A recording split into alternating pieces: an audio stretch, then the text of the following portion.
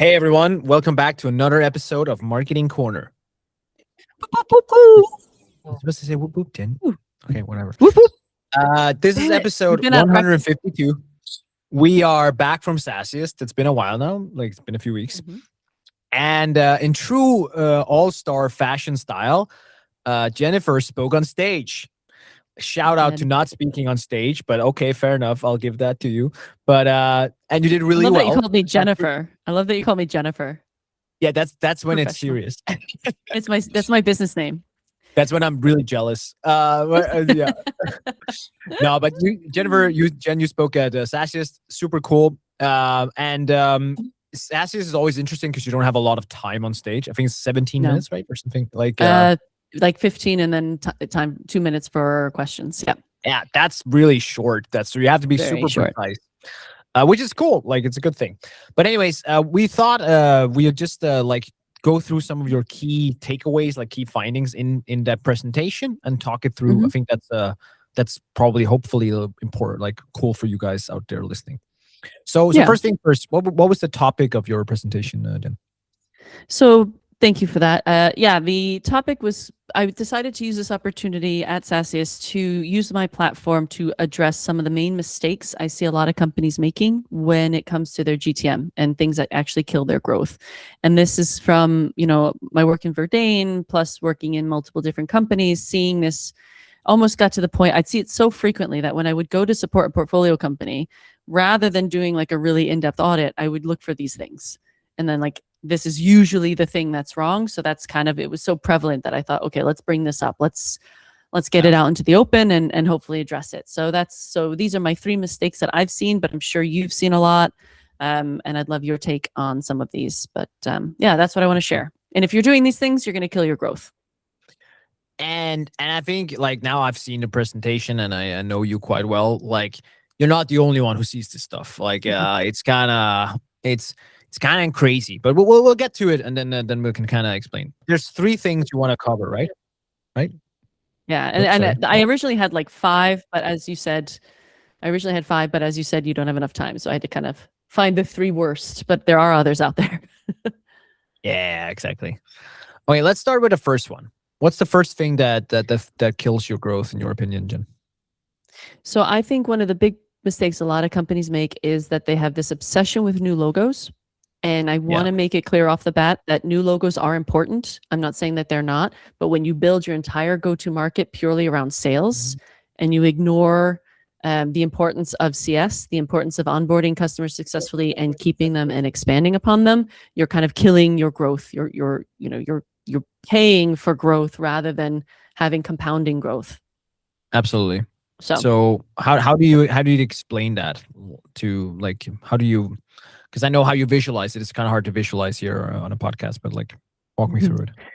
Well, let's talk about the bow tie, right? So you have the left side of the bow tie is the acquisition side of the funnel, right? So that's getting new companies.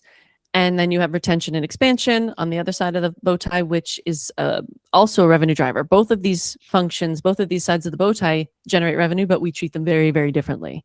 So the acquisition side of the funnel usually gets around 60 to 80% of the budget and 65 to 85% of the headcount. And that's marketing, pre-sales, and sales. And then you have on the retention and expansion side, you have usually 20 to 40% of the budget and 15 to 35% of the headcount. So you're really putting a lot of emphasis on winning customers. And I'm not saying that's necessarily wrong, but that is where your CAC is going to be the highest, right? Acquiring new customers is hella expensive. Keeping customers and expanding upon them usually has little to no CAC calculated into it because you're not paying to acquire the customer because you already have them. So it's not saying don't focus on new logos. It's just don't forget the other side where you can also compound revenue. You're spending a lot less money for revenue. And by having happy customers, you automatically bring them to the front of the funnel. You optimize for word of mouth, and it's going to bring your CAC down at the end of the day. So it was more, I don't want to be that person who's like, she's saying, don't worry about sales. Not saying that. I'm just saying, don't forget about the other side. Invest in it and look at like, right? Net revenue retention is the new revenue plus expansion minus churn. So it's taking into account those 2 kind of metrics that are really, really important. And so making sure that you do stuff about that too.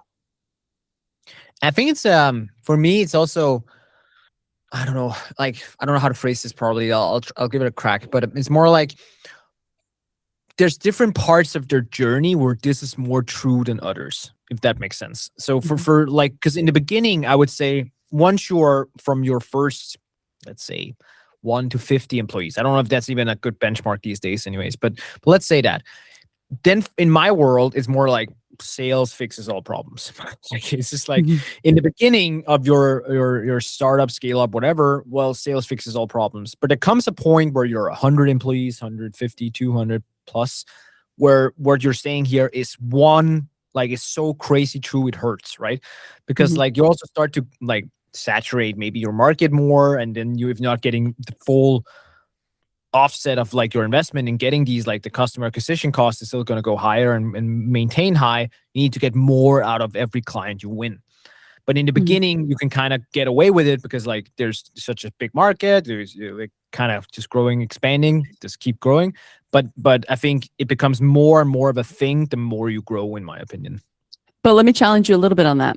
Even it. if you're 50 employees, what is the number one thing sales always ask for to help them close deals? Customer case stories. Gotcha. Yes. Right. Yep. So you do need to take care of those customers. You do, you know, and referrals and things like that. Right. So I agree that, you know, it's important to get that those metrics headed in the right direction, to get those new logos in, but you still need happy customers who are going to say nice things about you and introduce you to their network. So maybe like NRR isn't that big. Probably like to say like it's hard to optimize on the customers you have when you're that early on because you don't have that many as well. Like it's also like so that's kind of like, but I hear you totally. You know, I get you. Like I get you. So okay, cool, awesome.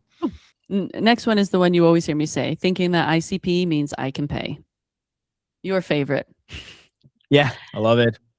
And you know, everyone knows the downside of going for the ICP, but what I see when people, you know, I've been in a lot of companies where they're like, okay, maybe our ICP is a little too strict. Let's open up the ICP. And it is very rarely that someone says, let's start accepting bigger deals, right? It's never that way. It's always, let's loosen the ICP, but let's start accepting smaller deals. Let's get smaller companies into the pipe, right? And then what's interesting about that is on paper, that could mean you're getting more MQLs, right? Because now you're accepting smaller deals. So our MQLs have gone up. So good job, everyone. We've hit our target. We've exceeded our target. And then maybe that goes to BDRs who book meetings. And now you've booked more meetings because you've expanded your SAL, your ICP to accept smaller deals. Good job, everyone. We've, you know, smashed our SAL target. Now those leads have gone to an AE, a very busy AE who's working on huge deals. And now they've got these tiny little fuckers coming in that need to take up their very precious time. And what you'll find is they need more touches. They need more handholding because they're not the cookie cutter fit. So your sales team are now spending more time trying to get these smaller deals across the line. What else could they be doing? What else could they be focusing on? And now let's say you close these deals. You're probably not going to close as many as you think. Your average ACV is probably going to be lower because you've let in smaller deals. Your touch points are going to be really inefficient because your sales team are having to spend more time. I like to say that, you know, the right fit ICPs will sail through the funnel, but the bad fit will be dragged. You kind of have to drag them kicking and screaming, right, to get them across the line. Yeah. And then if you go again to the right side of the bow tie, once they're customers, right, they're a pain in the ass for your CS team. So you can look at how much time is being spent on CS, touch points there, churn rates will go up. So you're kind of, by opening up the ICP, I understand pressure is real. I understand you want to get these deals across the line, but essentially your team will be working harder for worse outcomes if they're not the right fit, if they're not the right size, and they're probably going to churn anyway before you get that LTV to CAC payback. Thank you for coming to my TED Talk. Boom. Did you drop the mic at this stage, or like was this the mic? I really wanted to, but instead I said the word bitch. No, I had one more. This is where I said, whoops. And we've done an episode previously about, you know, how everyone in the company can hit their targets and still the company's still not growing. And this is a perfect example. If you open up the ICP to bring in more MQLs, you're not actually doing anyone any favors at the end of the day, in my opinion. Exactly. No, I totally agree. And I think we like, for the people listening, and probably hopefully not the first time, and if it's the first time, Jen and I talk about ICP a lot. Like, We do. this is not like the core issue with most companies is that it's all over the place, right? So I 100% agree with this one. Like, there's no doubt in my mind. I see it all the freaking time. Mhm. And as a business owner, sometimes it even feels tempting too, right? Like, we also have a pretty sharp ICP, and then we get a lot of non-ICP. Sometimes it's easy. Like, I literally today I had a call with a potential client, and they were like, "Yeah, we're two people." And I was like, "Guys, I'm just, let's not waste time here. I'm doing this out of courtesy. I want to help you guys, but not in a business kind of way. Like, here's some advice. Here's who you should talk to. Go have fun. I wish you all the best." Yeah. That's easy. But sometimes when you get like one which is not perfect ICP but closer, then it can be hard to say no to that money. I have to be honest. Yeah, and it's true because like if pipeline's down, right? And we were just talking in the previous episode, leads are thin on the ground. Yeah. A girl's got to eat. You know, you got to do what you got to do. Got to get food on the table. Even it's harder if it's like I don't like this steak. It's not my favorite piece of steak. It takes me more time to chew. But if that's the only food I get today, then fuck so it. be it. Yeah. So I mean, how do you okay, can I ask you a question? Like, and maybe this is a hard one. Like, how do you feel about that balance in general? Like, how desperate, like, and I know it's a hard question to answer, but like, how much desperation do we allow? Do you get my question? Like, like when are you like, Casper, it's okay, this is not a great fit, but I can see the numbers. We kind of have to take this one. Like, how do you feel about that? Like, do you know? I think that's a really good question. That's really hard to quantify. But I think, if you look full funnel, if you look at, are these guys going to stay? Like, are they, if we pay, say, $2,000 to close them and they're paying us $500 a month, are they going to stick around for 4 months? Are they going to hit the 6 mark? If so, great. Like, let's go. But how much time, it's hard to quantify how much time are they going to take from your AEs? How much time are they? And it would almost be interesting to kind of segment your pipeline based on these ICP scores, right? Like if you have a non-perfect ICP and you measure velocity and you measure touch points across sales, but also CS, I think that would be a very compelling argument to go, look, these guys take 30% more effort for 20% less revenue. I could be doing something else, and if it's impacting on your AEs from prospecting, if it's impacting on CS from helping save customers or upsell customers, one of the things we've done, and I know we're not a SaaS, so it's a little bit different, right? But one of the things we've done is set in more guardrails when they're not ICP. So be like, you guys, you're not living up to these criteria. That means I have to do these things instead. Like, so you're gonna be longer commitments, longer notice periods, like more like stuff like that. Just because, like, historically speaking, I don't make enough money in the first part because you guys don't have your shit together. So I need to work harder. And in order to do that, I need to have your longer time to make back what I invest. And what you'll see in companies that I've worked in, and a lot of people do this, right, is also maybe you will take away some of the support that is offered. So now instead of having a dedicated CSM, you have a Slack channel or you have an email, and our SLA with you is different. Like there's other levers you can pull to let them in, but then try not to have such an impact on your team, once they start actually touching these prospects and customers. Exactly. So there's things you could do. Yeah. And I think I found that to be a good middle ground where you're like, okay, because like I think it's also it's a luxury state sometimes to be able to just say we only close ICP. I wish I could do that the same. Yeah. Like I wish every company we could just say the same, but I get it. It's not always that simple. But in having those guardrails, I found that to be a good compromise to at least be like, okay, the bar is just higher. If you can meet that bar and you're not ICP, then okay, cool. Let's have fun.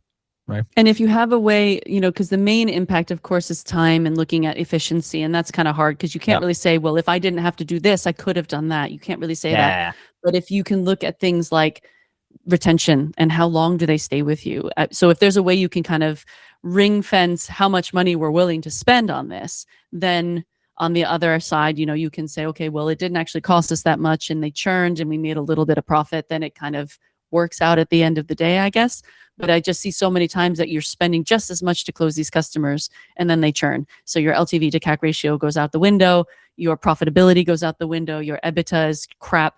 And it's because you've worked so hard to close these deals so that you look like we're closing a ton, but then your profitability falls off a cliff because you spent a lot of money to close someone who doesn't stick around long enough to be profitable, right? Exactly. 100%. Totally agree. Last Go ahead. one Sorry. is the one, we talk about this one quite a bit. Sorry, there's a little bit of a lag, so I don't mean to cut you off. But is people who don't have oversight of the full funnel metrics.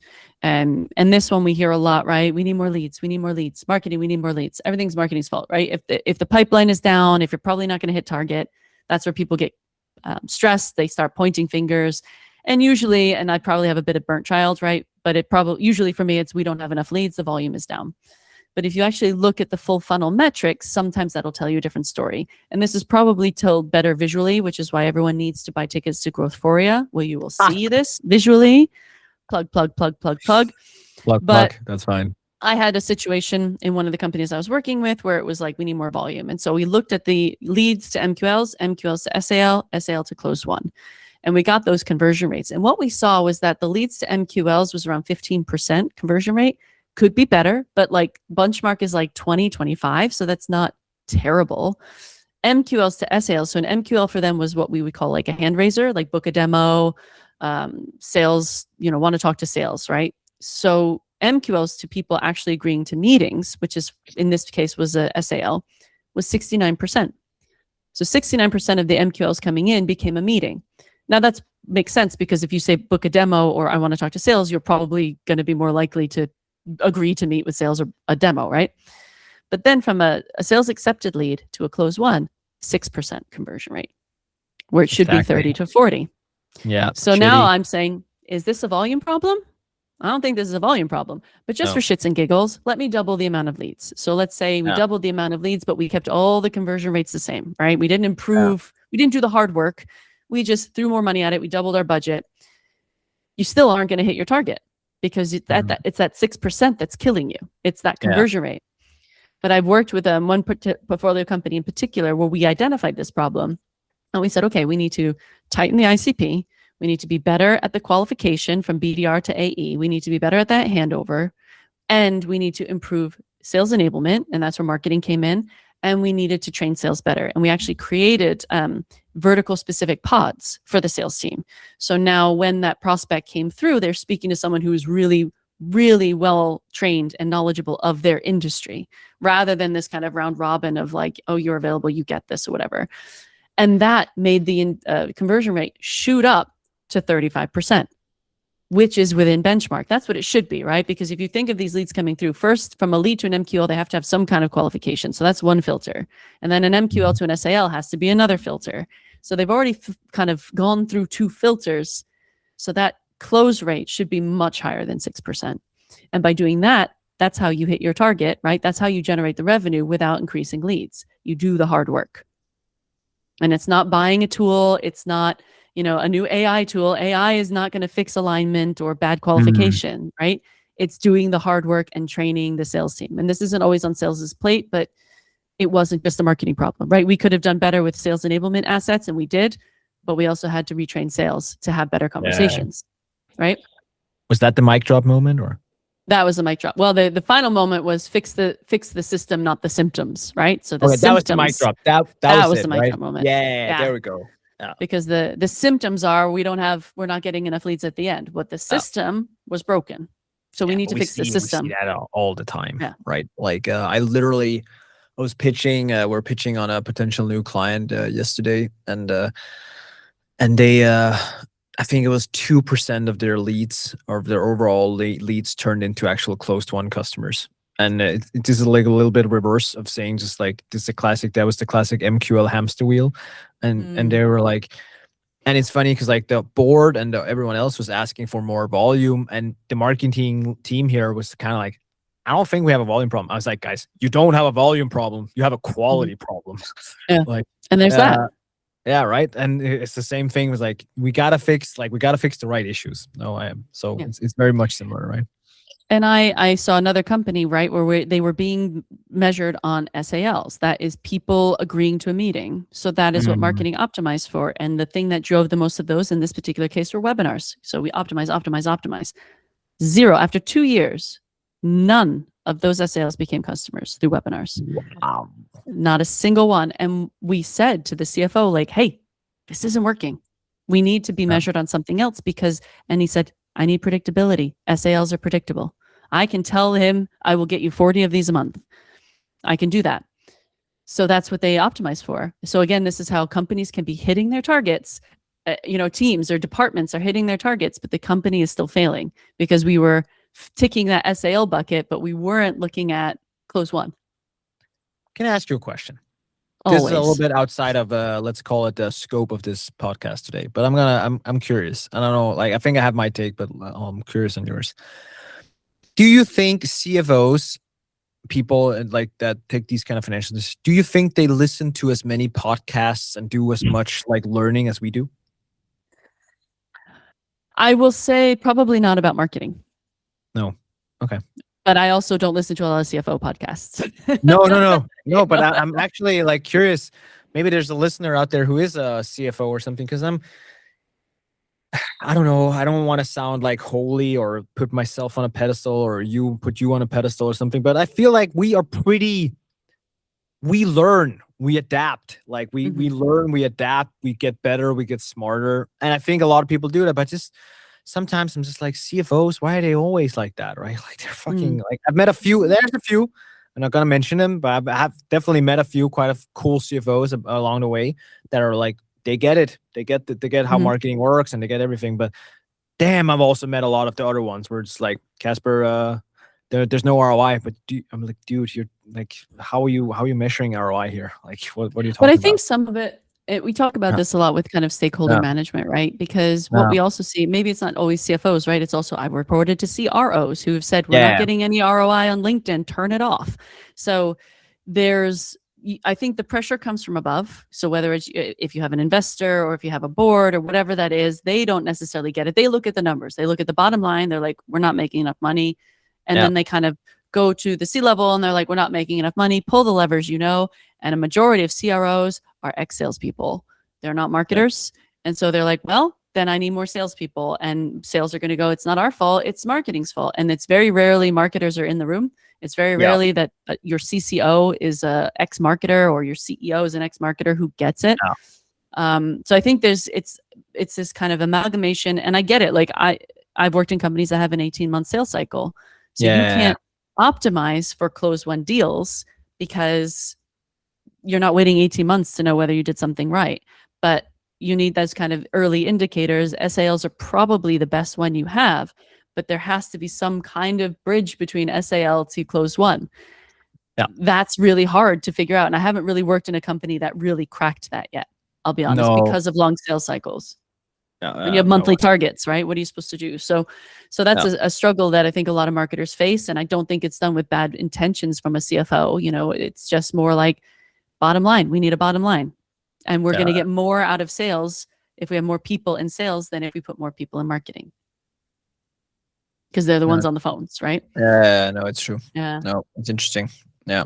I also think there's like, I remember I had a conversation with a marketing leader the other day, and it was almost exact same conversation about volume versus quality and stuff. And we made a shift and it was working. So they were getting more quality. The pipeline was actually better off by doing this, but explaining that without saying anything, like I would say, I was left with a feeling that marketing leader couldn't explain this properly to the board or to the C-levels.